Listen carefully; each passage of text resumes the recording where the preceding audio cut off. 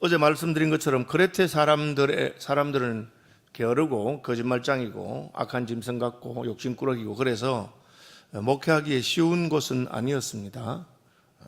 우리나라도 마찬가지고 어느 곳이든지 그 지역의 영적인 풍토가 하나님 말씀을 전가하기 안 좋은 그런 곳이 있을 수 있습니다. 그러면 그런 곳에서는 어떻게 해야 될까?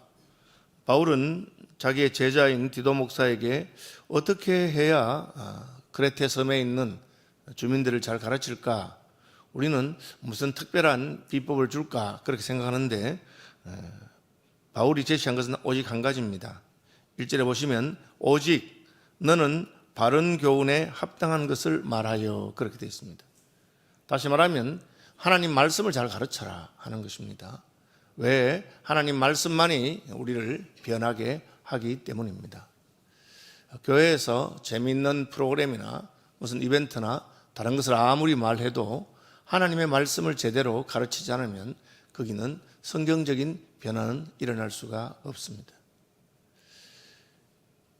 지금 한국의 캐톨릭 교회가 굉장히 어려움을 겪고 있습니다. 우리가 개신교가 어려운 것 이상으로 캐톨릭에서는 적을 두고 오지 않는 사람을 냉담자라 하는데 냉담자들이 굉장히 많습니다. 왜 그런 일이 생겼을까요? 캐톨릭에는 아주 재밌는 프로그램을 많이 합니다.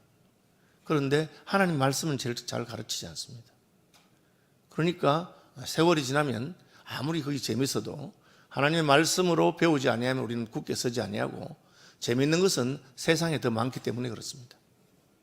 교회가 무슨 재밌는 프로그램만 가지고 사람들을 이렇게 끌 수 있다고 생각하지만 그것은 잠깐이고 조금 지나면 밖에 훨씬 더 좋은 것이 많습니다. 저는 우리 지나간 저희 교역자 중에 홍승환 목사님 생각하면 늘 그런 생각이 납니다. 그 할아버지잖아요. 나이도 저보다 훨씬 5살 많은데 홍 목사님이 주일학교를 했어요. 할아버지가 주일학교 했는데 여름 성경학교 하면 딴 거 아무것도 안 하고 성경만 가르쳐요. 그런데 애들이 나중에 굉장히 좋아해요. 성경 더 배우고 싶다고 그렇게 하는 거예요. 왜? 처음에는 좀 어렵지만 하나님 말씀의 즐거움과 말씀의 재미를 알게 되면 그 다음에는 그게 좋아요. 그래서 바울은 디모데에게 오직 너는 바른 교훈에 합당한 것을 말하라. 그죠? 너는 이것을 말하고 권면하라. 너는 젊은 남자들을 신중하도록 권면하되 계속해서 말씀으로 권면하는 것을 말하고 있습니다. 바울은 자기 제자인 디모데에게도 같은 말을 하고 있습니다. 그죠? 성경은 하나님의 감동, 성령의 감동으로 된 것으로 교훈과 책망과 바르게 함과 의로 교육하기에 유익하다. 하나님의 말씀으로 교훈하고 가르치는 것이 참 중요하다. 여러분 그것을 늘 기억해야 됩니다. 나도 예수를 제대로 믿으려면 성경 말씀을 제대로 알아야 됩니다. 그냥 교회 가면 교회에 사는 전통이든지 혹은 풍습이라든지 그런 것들 하는 법 다 기도하는 방식이라든지 예배 시간 어떻게 한다든지 그런 것을 아는 것, 그것보다 더 중요한 것은 이 일에 관해서 하나님의 말씀은 무엇이라고 하시는가, 성경적인 가치관과 성경적인 교훈을 세우는 것이 참 중요합니다. 특별히 바른 교훈에 합당한 것을 가르치라 그렇게 말하고 있습니다. 이 바른 교훈이라는 것은 잘못된 교훈이 있다는 것이죠. 초대교회에 이미 이단들이 들어왔고 초대교회에 이미 잘못된 교훈을 가르치는 사람들이 교회에 들어와서 딴 이야기를 합니다. 유대인들은 자기들의 전통을 따라서 할례를 받아야 된다. 유대주의적인 그런 말을 하고요. 또 이방인들은 이방인들로 그렇게 말합니다. 그래서 성도들이 내가 바른 교훈에 바로 서 있으려면 어떻게 돼야 되느냐, 참 고민을 할 필요가 있습니다. 그것은 하나님께서 교회를 통해서 세워오신 그 진리의 가르침, 이것을 우리는 신조라고 합니다. 신조. 장로교회는 장로교회 신조가 있습니다. 웨스트민스터 신앙고백서와 대소교리문답이라고 하는 것이 있습니다. 혹시 여러분 아시는지 모르겠지만 소교리문답 1문, 사람의 제일 되는 목적이 무엇입니까? 하나님을 영화롭게 하고 영원토록 그를 즐거워하는 것입니다. 그런 가르침을 배우는 것이죠. 이 소교리문답은 주일학교 학생들을 위해서 만든 것입니다. 어른들을 위한 것이 대교리문답입니다. 대교리문답 들어가면은 기본적인 신앙의 교리와 그리고 십계명에 대한 것이라든지 그런 가르침이 있습니다. 주기도문에 대한 것이라든지 그런 것을 배우는 것이죠. 그래서 교회는 이 바른 교훈에 있습니다. 이 바른 교훈 말고 중간에 보면 부패하지 않는다 이런 말이 있어요. 교훈이 부패할 수 있습니다. 우리는 한국 교회사에 보면 박태선 장로 유명한 부흥사였습니다. 하나님 말씀을 잘 가르친 사람이었고 인기 있는 부흥사였습니다. 그런데 어느 순간부터 이 사람이 욕심이 들어가서 부패하기 시작했습니다.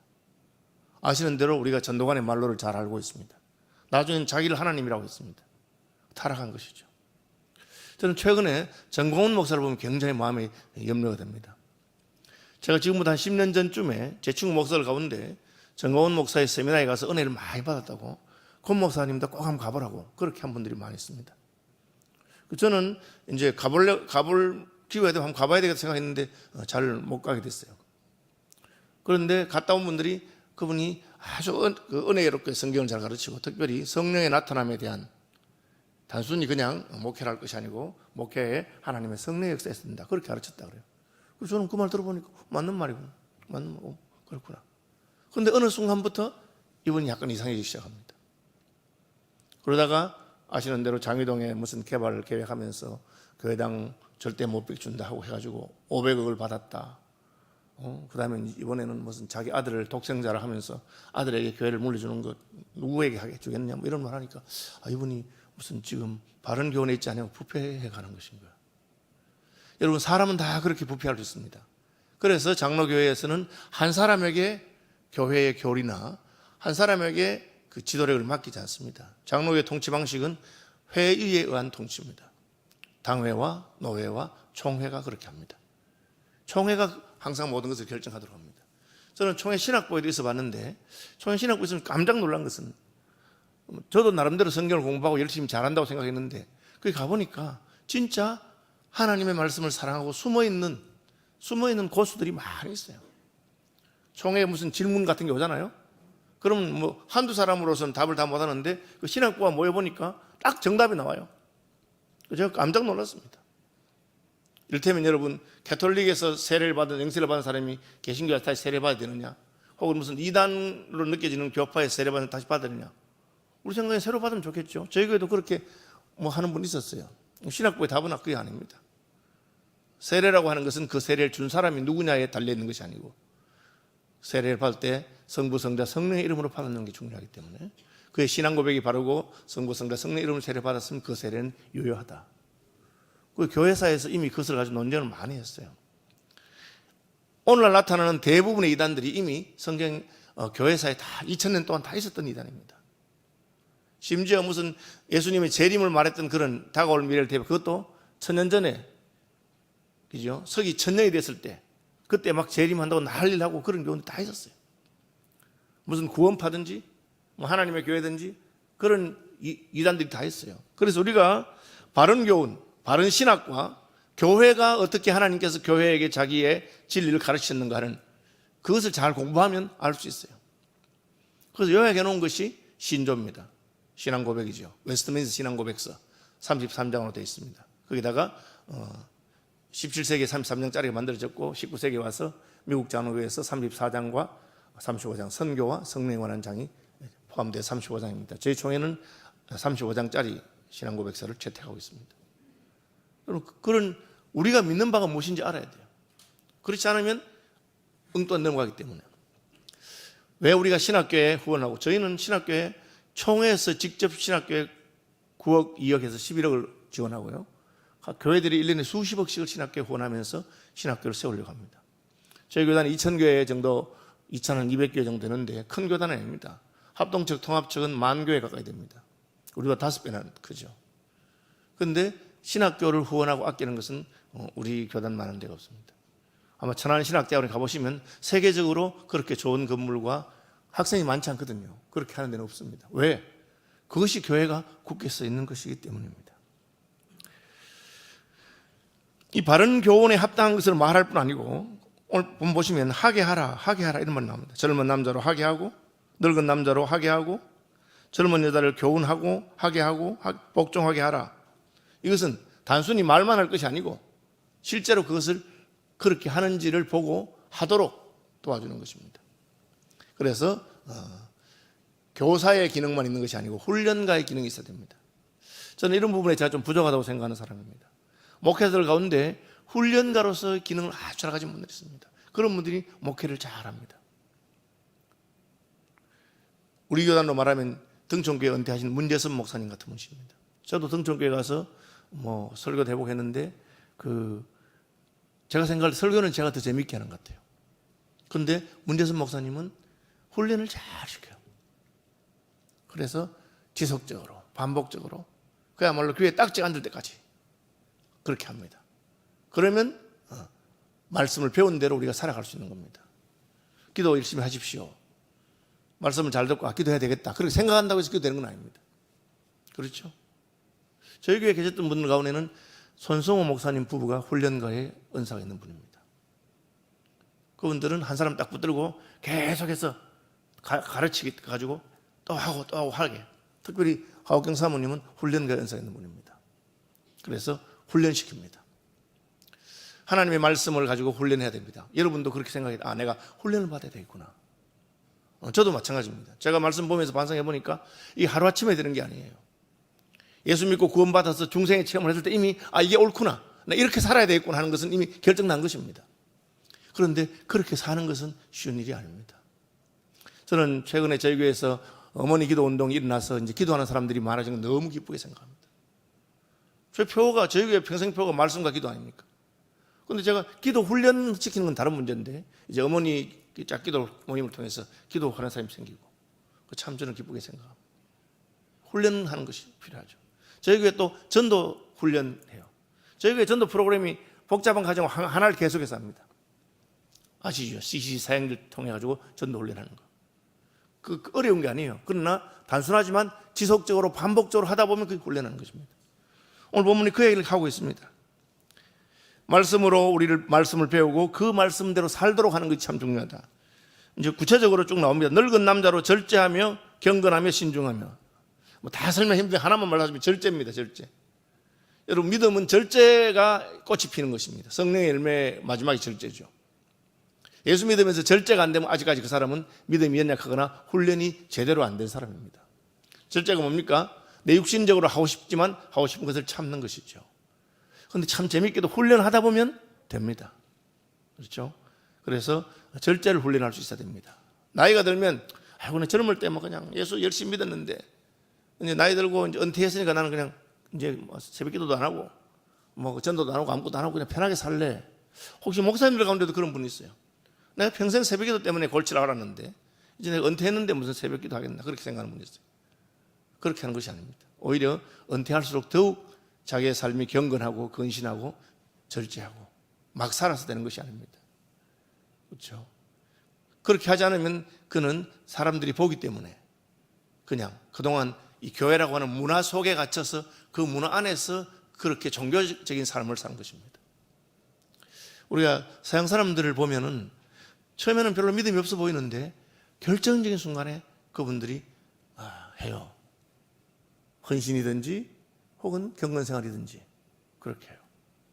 그분들은 새벽기도 하지 않습니다. 그러나 일어나면 자기 침상에서 혼자 기도하고 말씀 보고 하는 그런 것을 훈련합니다. 늙은 남자는 절제해야 되고 경건해야 되고 신중해야 됩니다. 나이 들었으니까 무슨 말해도 허물이 안 된다고 생각해서 그냥 함부로 막말하고 그렇게 하면 안 된다는 거죠.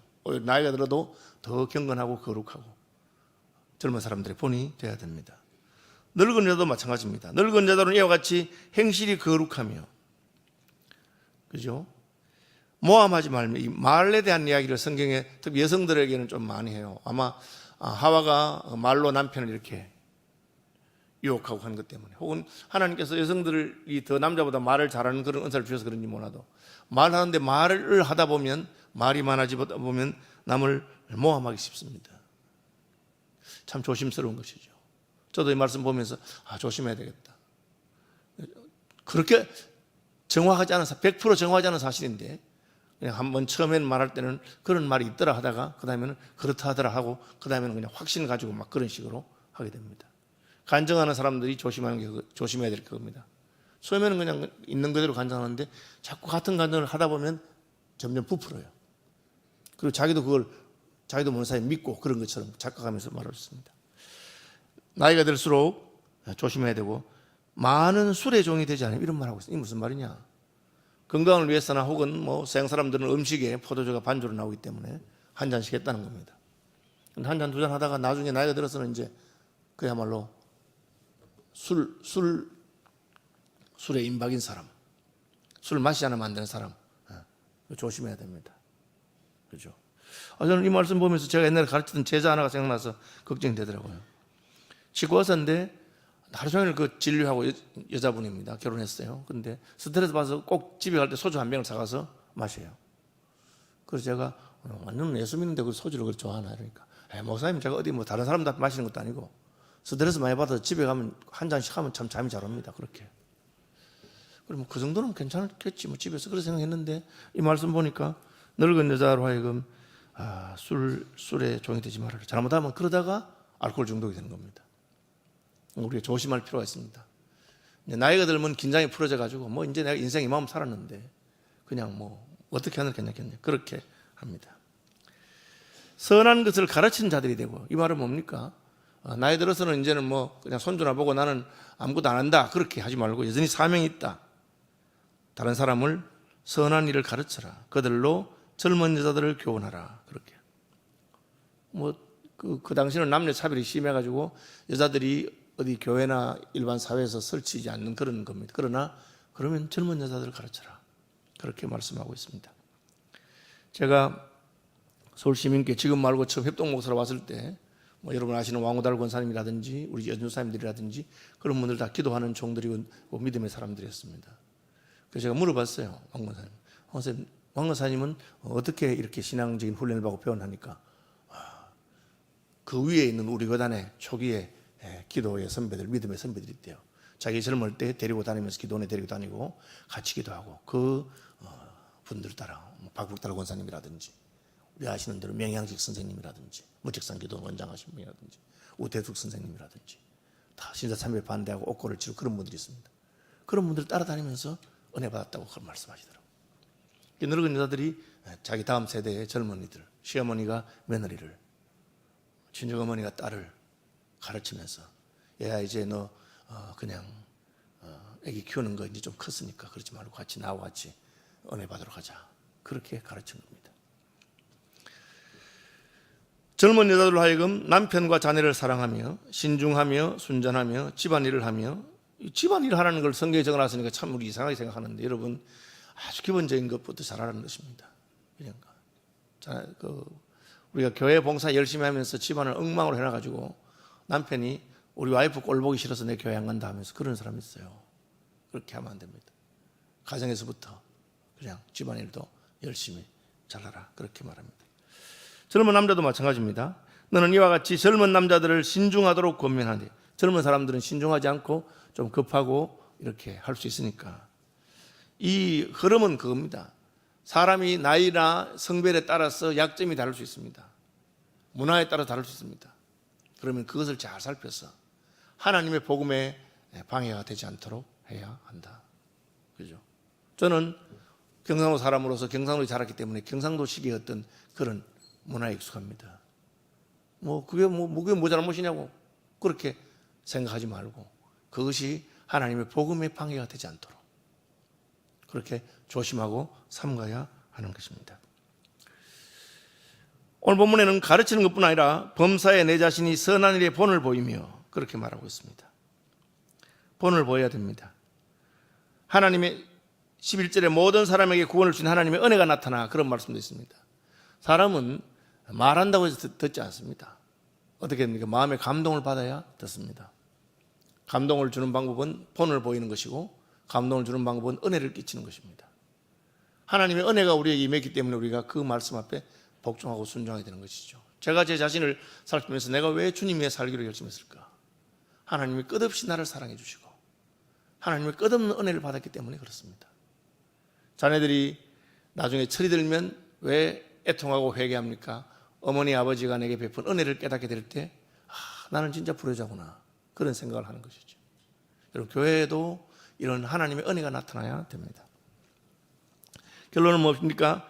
선한 일을 열심히 하는 자기 백성이 되게 하려 하십니다. 우리가 예수 믿고 구원받는 것은 끝이 아닙니다.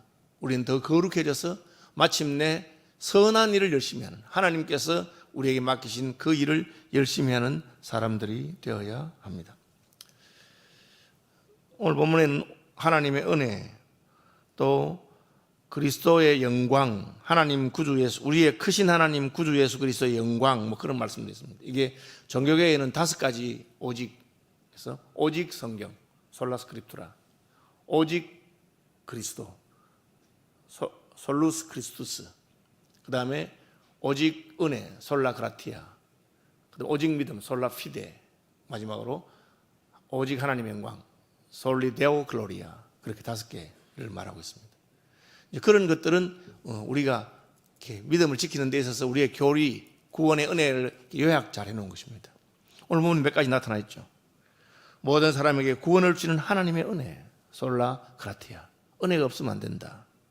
그 다음에 우리의 크신 하나님 구주 예수 그리스도의 영광, 이 솔리 데오 글로리아, 하나님의 영광. 근데 놀랍게도 구주 예수 그리스도를 하나님이라고 해놨죠.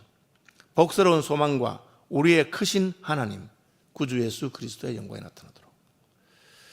이제 마무리하겠습니다. 여러분, 우리는 하나님의 말씀의 바른 교훈에 창념해야 변화가 됩니다. 말씀을 아는 것으로 충분하지 않고 그 말씀으로 근신하고 절제하고 자기를 돌아보아야 합니다. 그래서 하나님이 원하시는 그런 삶을 살게 되고, 그래야 우리는 하나님의 선한 일에 열심히 할 수 있습니다. 그렇지 않으면 하나님의 이름이 비방을 받습니다. 제가 우리 교육자한테 물어보니까 요즘 어린이 전도하는 제일 힘든 게 뭐냐면 부모님들이에요. 옛날에는 우리 애 좀 교회 데려가라 그렇게 하셨답니다. 요즘은 교회는 보내는 걸 싫어하신대요. 왜? 교회 이미지가 옛날 같지 않다는 거죠. 망가진 겁니다. 옛날에는 모든 어린 시절에는 다 주일학교 가보고 그래도 교회가 좋고 교회 가면 좋은 거 배우고 간다 그렇게 생각했습니다. 요즘은 그렇게 하지 않습니다. 교회 가면 고집장이 될 줄 모르고 무례하고 다른 사람 생각하지 않고 시끄럽고 그런 안 좋은 이미지를 사해서 다음 세대를 전도하는데 그렇게 힘이 들대요. 여러분, 우리가 살피고 조심해야 됩니다. 한꺼번에 한국 전체에 대한 이미지를 못 바꿔도 적어도 능동에서는, 우리 광진구에서는 그래도 서울시민교회, 이때까지는 서울시민교회 이미지 좋았어요. 새로 이사 오는 분이 뭐 말하면 우리 교회 안 나가는 그 공인중개사들도 시민교회 가라고 그렇게 말하고 그렇게 했어요. 여러분, 심각하게 생각하시고 바른 교훈을 따라서 거룩하고 경건하고 절제하고 그리고 하나님의 선한 일에 열심히 하는 서울시민교회 되기를 주님의 이름으로 축복합니다.